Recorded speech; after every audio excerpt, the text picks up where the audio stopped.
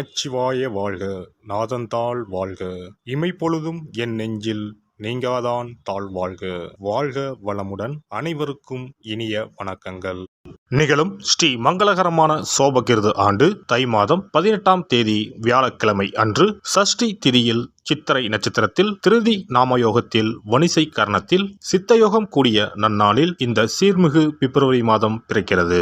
பிறக்கப் போகும் இம்மாதம் உங்கள் வாழ்வில் வளமும் நலமும் செல்வ செழிப்பும் பெற்று புதிய வாய்ப்புகள் புதிய வெற்றிகளுடன் மங்களகரமாக அமைய எல்லாம் வல்ல இறைவனை உளமாற வேண்டி விரும்பி கேட்டுக்கொள்கிறேன். இம்மாத கிரக நிலைகளை பார்க்கும் போது மேசத்தில் குரு பகவான் சஞ்சாரம் செய்கின்றார். சனி பகவான் கும்பராசியில் பயணம் செய்கிறார். ராசிக்கு 6ஆம் இடத்தில் கேது பகவானும் 12ஆம் வீட்டில் ராகு பகவானும் பயணம் செய்கின்றனர். சுக்கிரன் புதன் செவ்வாய் ராசிக்கு 9ஆம் இடத்தில் சஞ்சாரம் செய்கின்றனர். ஜனவரி 15ஆம் தேதி சூரிய பகவான் மகர ராசிக்கு மாறியதை தொடர்ந்து பிப்ரவரி 1ஆம் தேதி புதன் பகவானும் பிப்ரவரி 5ஆம் தேதி செவ்வாய் பகவானும் மகர ராசிக்கு பெயர்ச்சியாக உள்ளனர். இதனால் பிப்ரவரி மாதத்தின் தொடக்கத்திலேயே 3 கிரகங்களின் சேர்க்கை நடக்க உள்ளது.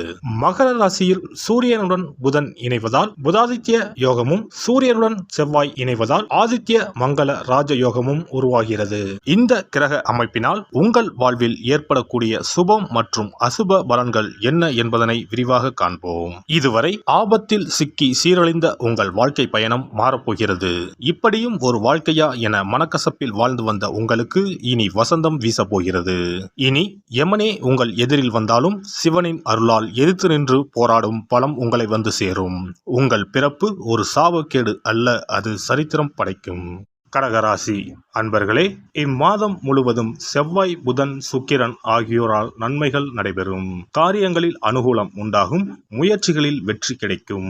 வழக்குகளில் சாதகமான தீர்ப்பு உங்களை வந்தடையும். எதிர்பாராத பணவரவுக்கு வாய்ப்பு உண்டு. குரு சாதகமாக இருப்பதால் முன்னேற்றத்திற்கு தடை இருக்காது. புதிய பொருட்களின் சேர்க்கை உண்டாகும். சிலருக்கு பயணங்களும் அதன் மூலம் ஆதாயமும் ஏற்படும். புதிய ஆடை ஆபரணங்கள் வாங்கி மகிழ்வீர்கள். ஆனால் பெரும்பாலான கிரகங்கள் சாதகமாக இல்லை என்பதால் குடும்பத்தில் அடிக்கடி வீண் விவாதம், கணவன் மனைவிக்கு இடையே கருத்து வேறுபாடுகள் தோன்றக்கூடும். ஒருவரை ஒருவர் அனுசரித்து செல்வது நல்லது. மாதத்தின் பிற்பகுதியில் குடும்பத்தில் மகிழ்ச்சியும் நிம்மதியும் உண்டாகும். பிள்ளைகள் வழியில் பெருமை சேரும்.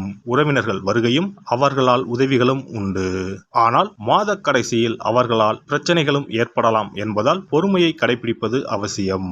சுப நிகழ்ச்சிகளில் கலந்து கொள்வீர்கள். உடல் நலன் அடிக்கடி பாதிக்கப்படக்கூடும். உடனுக்குடன் சிகிச்சை எடுத்துக்கொள்வது நல்லது. உத்தியோகத்தில் பணிச்சுமை அதிகரிக்கும். ஆனால் சக ஊழியர்கள் அனுசரணையாக நடந்து கொள்வார்கள். கூடுமான வரை உங்கள் பணிகளில் மட்டுமே கவனம் செலுத்தவும். உயர் அதிகாரிகளுடன் பேசும்போது பொறுமையை கடைபிடிக்கவும். தொழில் வியாபாரம் நன்றாகவே இருக்கும். போட்டிகள் குறையும். சக வியாபாரிகள் இணக்கமாக நடந்து கொள்வார்கள். சிலருக்கு வியாபார விஷயமாக வெளியூர் பயணம் மேற்கொள்ள நேரிடும். பங்குதாரர்கள் அனுசரணையாக இருப்பார்கள். ஆனால் அரசாங்க வகையில் சில பிரச்சனைகள் ஏற்பட்டு நீங்கும். கலைத்துறையை சேர்ந்த அன்பர்கள் தங்களுக்கு கிடைத்த வாய்ப்புகளை கவனமாக பயன்படுத்திக் கொள்வது அவசியம். இம்மாதம் புதிய ஒப்பந்தங்கள் கையெழுத்தாகும். முயற்சிகளில் இருந்த தடை தாமதங்கள் நீங்கும். மாணவர்கள் படிப்பில் கூடுதல் கவனம் செலுத்த வேண்டியது அவசியம். கஷ்டப்பட்டு படித்தால்தான் நல்ல மதிப்பெண்கள் பெற முடியும். சந்தேகங்களை ஆசிரியர்களிடம் உடனுக்குடன் கேட்டு தெளிவு பெறுவது நல்லது. குடும்பத்தை நிர்வகிக்கும் பெண்மணிகள் குடும்பத்தில் அனைவரையும் அனுசரித்து செல்வது நல்லது. இம்மாதம் அக்கம் பக்கத்தில் இருப்பவர்களின் ஒத்துழைப்பு மனதுக்கு உற்சாகம் தரும். வேலைக்கு செல்லும் பெண்மணிகள் அலுவலகத்தில் தங்கள் பொறுப்புகளில் கவனமாக இருப்பது மிகவும் அவசியம். இம்மாதம் சாதகமான நாட்கள் 1, 5, 11, 12. சந்திராஷ்டம நாட்கள் 6, 7. அதிர்ஷ்ட எண்கள் 5, 6. வழிபட வேண்டிய தெய்வம் மகாலட்சுமி வெங்கடாஜலபதி. பரிகாரம் மகாலட்சுமி அஷ்டகம் பாராயணம் செய்வது நல்ல பலன்களை தரும். சனிக்கிழமைகளில் ஆஞ்சநேயருக்கு துளசி அர்ச்சனை செய்வதும் நன்மை தரும். சிறப்பு பரிகாரம் மற்றும் ஆலய தரிசனம். புத்திர பாக்கியம் என்பது திருமணமாகி பல ஆண்டுகள் ஆகியும் புத்திர பாக்கியமே ஏற்படாத நிலை. புத்திர தோஷம் என்பது ஒவ்வொரு லக்கணத்திற்கும் வேறுபடும். பொதுவாக எந்த லக்கணமாக இருந்தாலும் 5ஆம் இடம்தான் புத்திரஸ்தானத்தை குறிக்கும். எனவே அந்த 5ஆம் இடத்தை முக்கியமாக பார்க்க வேண்டும். சேர்த்து வைத்த புண்ணியம்தான் குழந்தையாக பிறக்கும் என்று பழமொழி உண்டு. அந்த வகையில் 5ஆம் இடம் பூர்வ புண்ணிய ஸ்தானமாகவும் திகழ்கிறது. தாய்மாமன் தாய்வழி உறவுகள் ஆகியவற்றை குறிப்பதும் 5ஆம் இடம்தான். 5ஆம் இடத்தில் பாவக்கிரகங்கள், அதாவது ராகு, செவ்வாய், சனி அல்லது சூரியன் அமர்ந்தால் ஒரு சிலருக்கு குழந்தை பாக்கியம் இல்லாமல் போகும் அல்லது தாமதமாக கிடைக்கும். ஒருவேளை 5ஆம் இடத்தில் உள்ள பாவக்கிரகங்களை சுப கிரகங்கள் பார்த்தால் குழந்தை பாக்கியம் கிடைக்கும் என்பது நம்பிக்கை. இனி புத்திர பாக்கியம் பெறுவதற்கான ஆலய வழிபாடுகளை பார்ப்போம். செவ்வாய் பகவானின் அம்சமாக கருதப்படும் முருகப்பெருமான் வழிபாட்டை தவறாமல் செய்பவர்களுக்கு நிச்சயமாக புத்திர பாக்கியம் கிடைக்கும். குரு பகவான் வீற்றிருக்கும் தலங்கள் அனைத்தும் சிறப்பு வாய்ந்தவைதான். ஆலங்குடி குருஸ்தலம், திட்டை குருஸ்தலம் சிறப்பான பலன்களை கொடுக்கும் ஆலயங்களாகும். அது மட்டுமல்லாமல் சிதம்பரம் அருகே இருக்கக்கூடிய ஓமாம்புலியூர் துயர்தீர்த்தநாதர் ஆலயமும் குரு பகவானின் ஸ்தலமாகும். இந்த ஆலயங்களுக்கு சென்று தரிசித்து வருவதன் மூலம் புத்திர பாக்கியம் நிச்சயமாக கிடைக்கும் என்பதை உறுதியாகவே சொல்லிக் கொள்கிறேன். மேலும் வைத்தீஸ்வரன் கோவில் அனைத்து விதமான நோய்களையும் தீர்க்கும் ஆலயம். இது செவ்வாய் பரிகார ஸ்தலம். எனவே நல்ல சத்தான அறிவு கூர்மை மிக்க குழந்தை பாக்கியம் வேண்டுபவர்கள் இந்த ஆலயத்திற்கு சென்று வந்தால் குழந்தை பாக்கியம் பெறுவதற்கு உண்டான தடைகளை நீக்கி புத்திர பாக்கியத்தை நிச்சயம் அருள்வார் வைத்தியநாத சுவாமி. மேலும் கருவின் உருவாக இருக்கும் கருமாரியம்மன் ஆலயங்கள் அனைத்தும் புத்திர பாக்கியம் நல்கும் ஆலயங்களே. சமயபுரம் மாரியம்மன், திருவேற்காடு கருமாரியம்மன் போன்ற ஆலயங்கள் அனைத்தும் சிறப்பு வாய்ந்தவையே. அதேபோல் திருச்சிக்கு அருகில் உள்ள திருப்பட்டூர் பிரம்மா ஆலயம் பிறவி பயனை அனுபவிக்க செய்யும் ஸ்தலம். திருப்பட்டூர் பிரம்மாவிடம் வேண்டுதல் வைக்க குழந்தை பாக்கியம் கிடைக்கும். திருச்செங்கோடு அர்த்தநாரீஸ்வரர் ஆலயம் புத்திர பாக்கியத்தை அருளும் முக்கிய ஸ்தலம்.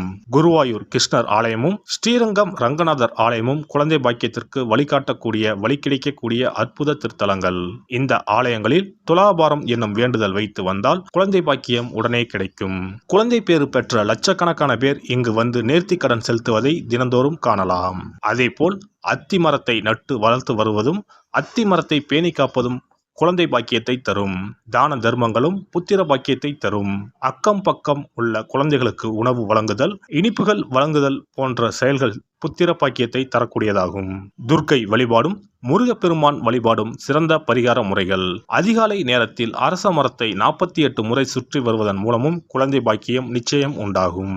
எறும்பு புற்றுக்கு வெல்லம் பொட்டுக்கடலை கலந்து தருவதால் 1000 பேருக்கு அன்னதானம் செய்த பலன் வந்து சேரும். கர்ப்பிணிகளுக்கு அவர்கள் விரும்புவதை வாங்கி கொடுத்து அவர்களை மகிழ்ச்சிப்படுத்துவதன் மூலம் அவர்களுடைய ஆசீர்வாதம் கிடைக்க பெற்று குழந்தை பாக்கியம் கிடைக்கும் என்பது உண்மை. புத்திர தோஷம் உள்ளவர்கள் முதியோர் காப்பகங்களில் உள்ள முதியோருக்கு உணவு உடை வழங்கி அவர்களின் ஆசியை பெற்றால் புத்திர பாக்கியம் கிடைக்கும். மேற்கண்ட ஆலய பரிகாரங்களை முறையாக செய்து நம்பிக்கையோடு வணங்கி வந்தால் குழந்தை பாக்கியம் நிச்சயம் கிடைக்கும். எல்லாம் வல்ல இறையருளால் நீங்களும் உங்கள் அன்பு குடும்பமும் உடல் நலம், நீலாயுள், நிறை செல்வம், உயர் புகழ், மெய்ஞானம் ஓங்கி வாழ்க வளமுடன். இந்த வீடியோ உங்களுக்கு பிடிச்சிருந்தா லைக் பண்ணுங்க, ஷேர் பண்ணுங்க அண்ட் சப்ஸ்கிரைப் பண்ணுங்க. பக்கத்துல இருக்க பெல் ஐகானை கிளிக் பண்ணுங்க. நன்றி, வணக்கம், வாழ்க வளமுடன்.